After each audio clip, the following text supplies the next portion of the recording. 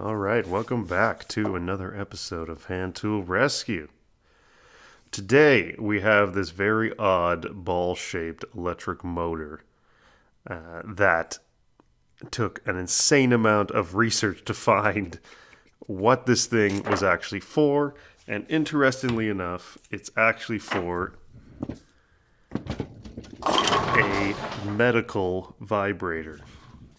And a vibrator in the sense that it's like a massager. It would just kind of move up and down and kind of just quickly press on parts of your body that were supposed to cure a bunch of other ailments that it definitely did not cure. Anyways, I wish I had the rest of this, but I don't. So we're just going to be restoring the motor itself today. So the brass plaque, once again, just like the previous restoration, is a curved piece, so it's going to be a little difficult to restore, but we will get it done. The motor came covered with random parts of really old hardened rubber, which I assume were originally not that hard. And I'm not really sure why. It has these openings on either side. It doesn't need to be oiled. Since the grease cups right here provide adequate lubrication. So I don't know why it needs access on both ends of the motor, as you can see here. It's just something they designed, and I wish I knew the reason. Maybe it's just the way the castings had to be made. I'm not sure. Regardless, it was missing a few electrical components, which I ended up replacing. But it's usually an issue with every single restoration. There's always something missing, so you just have to make do with what you have. Here you can see more of the rubber discs, and those rubber discs are literally all that's separating the electrical connection from the rest of this entire motor housing. So the entire thing could be live very easily. I'm not really sure who thought of that design, but I guess you're far enough away from the motor that it didn't matter. I'm not exactly sure. Now, the brushes were very interesting. They are fully cylindrical, and I have only seen that once before in another older motor, and this motor's from at least 100 years ago. I can find advertisements from 1916 for this. But anyways, it's a fully cylindrical motor brush, and it's very neat to me because I don't get to see that kind of stuff very often. And on that note, it'd probably be more difficult to replace than your standard rectangular brushes. So I've kept these brushes. There seems to be a lot of life left, although I don't really know how long these originally were. But as long as the motor is working and the brushes have seated themselves well, there's really no issue, since it's not going to be running for another 100 years straight anyways.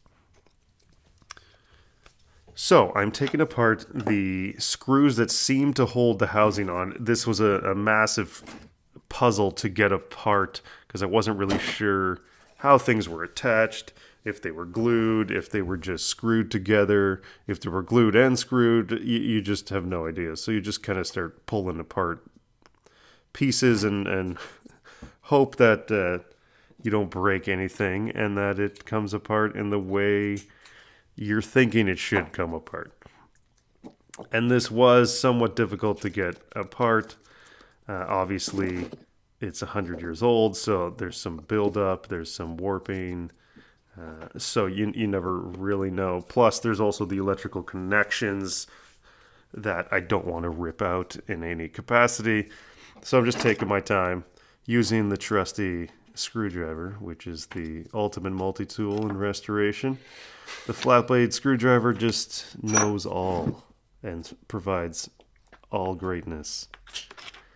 Finally, the housing comes off, and you can see the armature in there, which when I opened this, could not believe the size of this armature. Like, this is insane for 1/6 horsepower. This is just insane. So the torque is probably at infinite levels.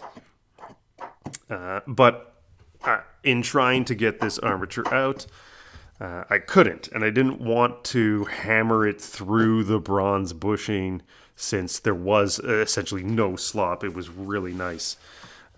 So it must have been that the end of this was peened over or struck a few times because it's a little fatter than it should be. It could also be that the actual steel shaft isn't worn here like it is where the bronze bushing rotates. I'm not sure. Regardless, just a few hits with the file is satisfactory to me to get this off because it doesn't really need to be super round or anything like that. I don't need to return that end. Now I'm trying to get the windings off here, and I'm just, obviously I see a screw, so I unscrew a screw. But it's not always that simple. Those screws weren't really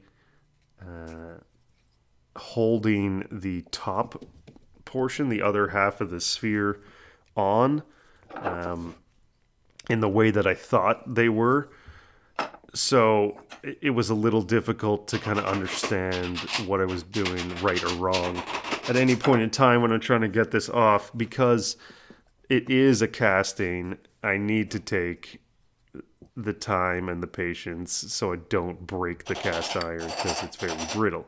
And same here, I just ended up tapping out the other end, and there was a little bit of rust inside. But I did have a safety net of delicious bubble wrap just in case it wanted to all fall to the ground. I didn't want to crack. If I cracked this, I would cry. I would be so sad. So looks to be fairly okay, somewhat rusty. I'm a horrible person and left this outside by accident over the winter. I thought I had it stored in the shed, but I didn't. Regardless, I'm here now dealing with problems that I created. These brush holders were wrapped in some odd, almost look like tape that I guess hardens into like a brittle, almost resiny plastic. I have no idea what this is. I've never seen this. It's almost malleable in the sense that you can just squish it through the holes that were in the casting for the brush holders. I don't know what this material was. I'd love to know. And I'm just inspecting the rust further.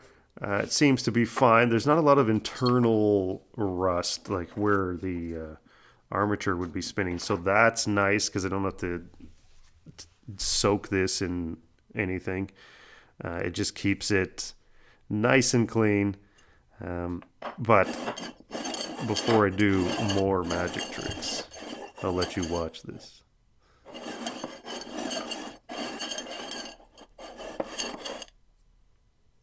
Oh, that's right.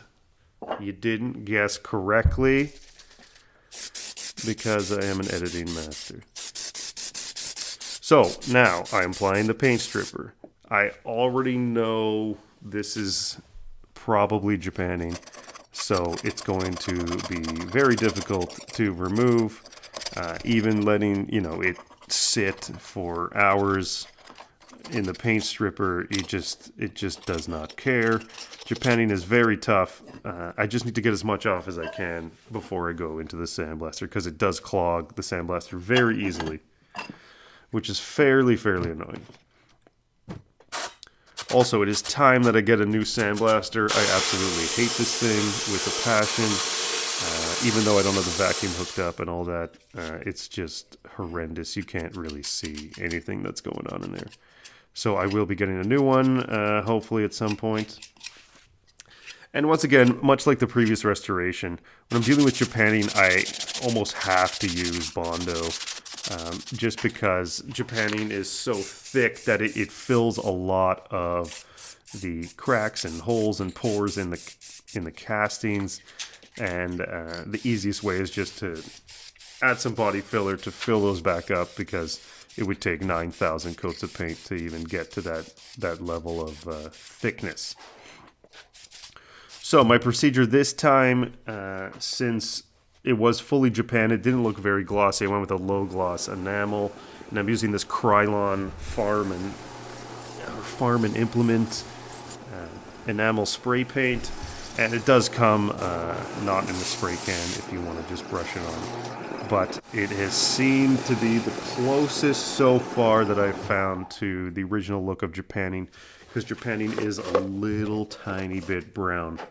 And that's what you kind of are looking for. And it's definitely not super, super glossy, although it can be depending on the recipe used. I'm probably going to do a full Japanning video on a few different recipes, so you can look forward to that on the different types of Japanning that can be made currently. So I'm checking for continuity once again. I did this in a bunch of previous videos. You're looking for the same resistance essentially across all of these specific spots here. I will link a video to show you kind of what I'm actually doing here. Basically, I want the resistance to be consistent so that I know there isn't any short circuit going on somewhere in this motor, since it is so old. You want to make sure that doesn't happen. Here's my insanely accurate method of just cleaning up the carbon brush deposit on the armature. Usually you would machine something like this, but my chuck is insanely loose. Usually you would machine something like this, but it really isn't necessary. I'm using 2000 grit. It's barely taken off anything. And it seemed to be fine, and it's going to be fine. It's most likely not out of round with any aspect. So I'm trying to remove the black in the back because I want a more consistent black finish, since it is worn in some areas and not. It just doesn't look like I want it to look. Although I do still want it to look old, I just want it to look consistent with the background color. So I had an idea of going with full brass blackener as the background, and then removing the very thin oxidation layer on the high spots of the label and seeing how that would turn out. And I like it. Maybe some others don't. It kind of depends on what you're going for, but I was still going for that old look. I didn't want a brand new shiny brass look, because I do like these brass labels more than anything.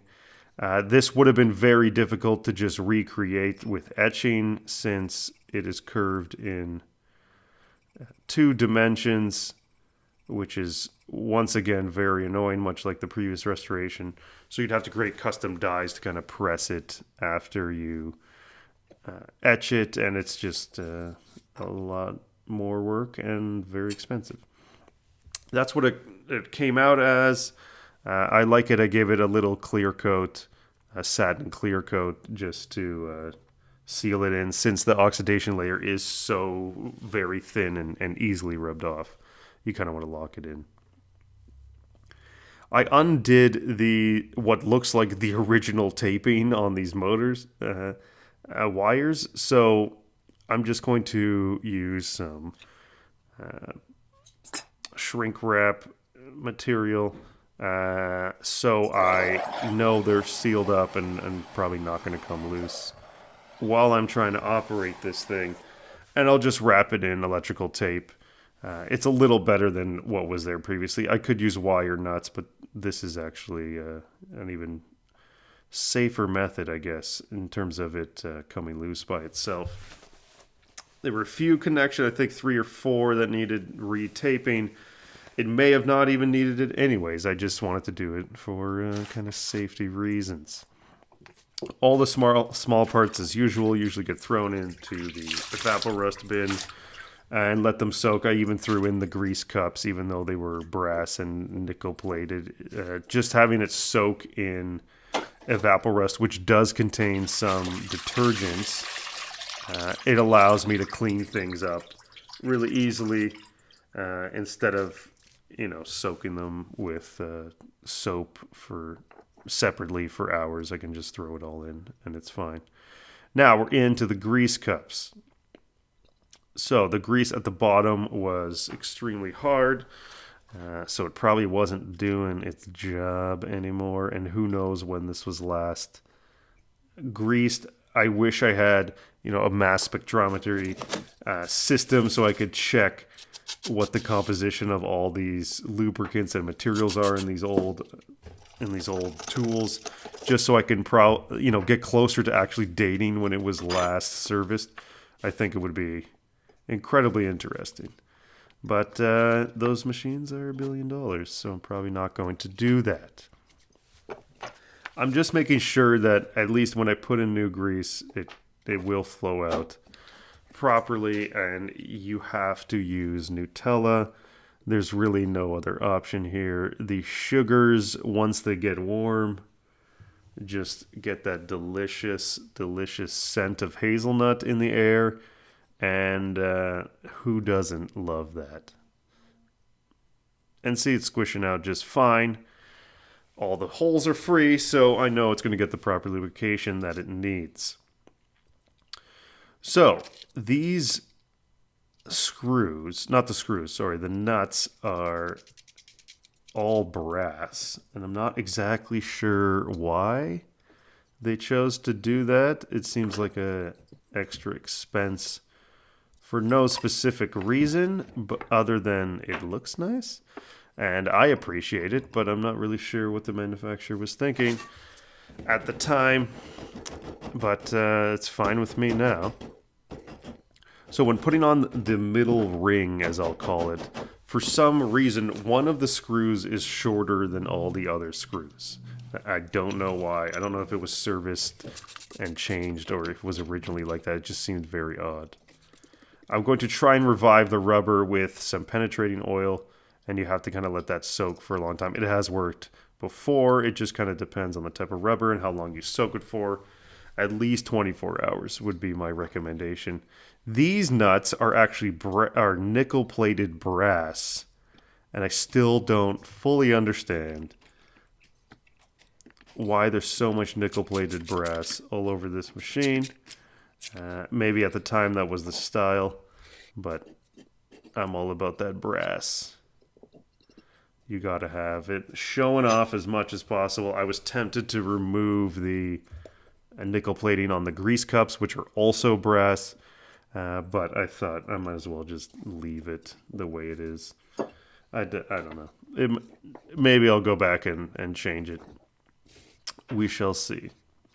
And there's the missing screw that seems to be shorter than the other one. And they're also, I'm trying to show off the indexing marks. Someone has stamped a bunch of 3s, the number 3, into the face of this ring, almost like a clock. And there seems to be 4, like a north, south, east, west position. And you can see it on the top of each ball cap where the arbor sticks into. There are also 3s marked there, and I'm assuming those line up with the 3s on the ring portion of the motor. So I'm trying to line those up the best I can, since they look a little offset from where you would think they would be. But they actually do make sense. I don't know why it really needed to be that aggressively indexed. You can index it in much simpler ways, but that's the way they chose. I guess hand stamping was easiest at the time. But it did go on perfectly, which I appreciate. And the screws can go right into the holes that they're supposed to, into the ring casting to hold this portion of the sphere to the ring portion.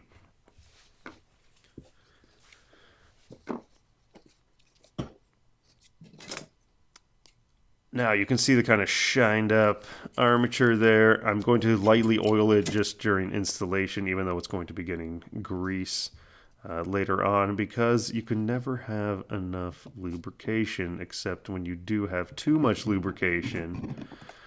But that's a story for another time. I just want to make sure that it all spins nice and freely. We aren't touching any of those wires that I've retaped. We don't need any of that getting caught in the armature when it's spinning at 40 million RPMs. Here you can see the example of what is actually stopping the electrical connection, making the entire housing live. It's that tiny, tiny rubber ring, not the bigger one, but the smaller one, that is essentially holding this whole thing from going live. So I'm making sure to put that back into its hole as adequately as possible. Ideally, I think you could maybe machine some newer rubber inserts, but it just seemed unnecessary for what was going to be done for this machine, which is going to be hung up in my workshop and probably not turned on for a long time until I die. So that kind of aspect of restoration, at least for me personally, is not necessary at this specific tool at this specific moment in time. I've also replaced the nuts that held the power supply on with knurled brass, fully brass nuts. I think it looks way better. And once again, I gotta love that brass with blackness. Come on, it's amazing. Okay, so that cap is on, and it's finally taking shape, which excites me. But what will really excite me is if this thing actually starts after 100 years. I decided to make some changes, which some people may agree with or not, but instead of the hard rubber, I am going to make a little plastic window so you can kind of see the armature spinning as the motor is in use. I rarely, if ever, get a chance to see inside a motor as it's running. So this antique motor, I guess, provides me that opportunity, which I think is really cool, but maybe others don't. I simply cut it out on my little metal bandsaw and then just shaped it on the belt sander to as close as I possibly could to the original face. And the original rubber piece didn't even really fit very well to begin with. So I ended up just kind of going with a shape that was closer to the metal casting beneath it than the original rubber, which may have been warped or something over time. I'm not sure. You got to be very delicate, very careful. You don't want to crack this is Lexan technically, which is just polycarbonate sheet. Nothing too fancy, but I don't want to scratch this up in any way. It scratches very easily. So I'm just trying to take my time and drill in the holes I need to on a nice soft surface. Then I can slap it on. I wish this was really on the other side where the brushes are, so you could see the sparking from the brushes to the armature. That would probably be more interesting to watch than just the back end of the armature spinning. But it's clear, so it looks more black than it would have if I tried to find black rubber, which is much more matte of a finish than the actual paint that's on this currently. So grease cups are on, armature is spinning.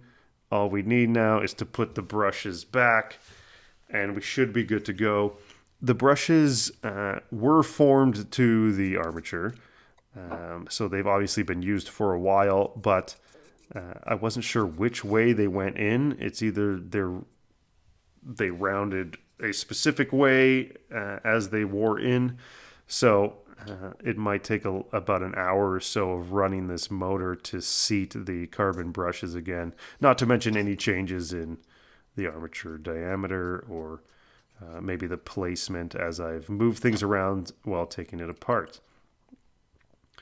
So that's really what should be done essentially with any electric motor after you put in new brushes. You got to run it straight for an hour at least, and the brushes will wear in nicely, and there should be much less sparking than when you originally put them in.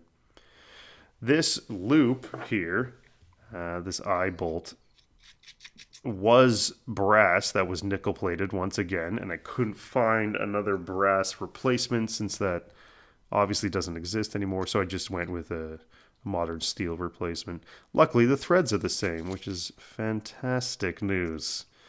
I'm always worried with older threads.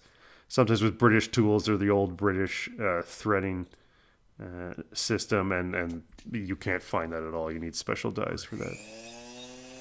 And would you look at that, the motor lives once again 100 years later. I did slap it onto a variable speed controller just for funsies to kind of see how low or how fast, just because it stresses me out starting an electric motor up on the first try, and it's going full speed. This specific motor spun so fast, an insanely fast speed, way more than usual. I'm not really sure what the RPMs were. I need a tachometer for that.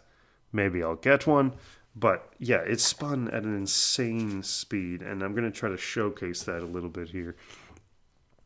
So I made this chuck adapter, and this chuck was actually off of a tool from a previous video, the Thor gun drill.